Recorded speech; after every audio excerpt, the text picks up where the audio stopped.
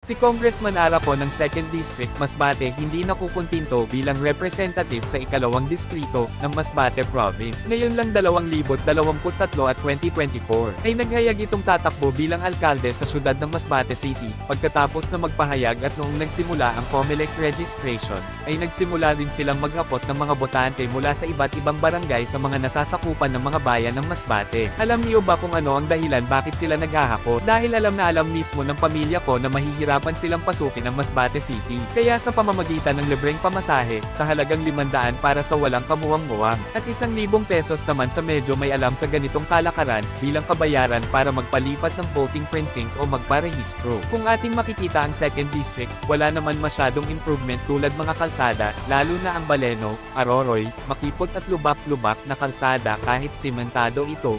Balikan natin ang paghahakot ng botante. Ang ganitong gawain ay nagpapakita ng walang tiwala sa sarili ang mga ko, lalo na si Congresswoman Ara ko, patalam nila mismo na sirang-sira na sila sa taong bayan ng mga Masbateño, dahil sa mga lantarang pandarambong sa kaban ng probensya, na dapat ay ang proyektong para sa mga mahihirap ay napupunta lamang sa sariling interes. Kaya ito tanong ng Masbate People Organization, bakit hindi kayang lumaban ng mga ko sa tamang paraan at patas na pamamaraan? Ganito na ba talaga sila kadesperado, para lang manatili sa pwesto?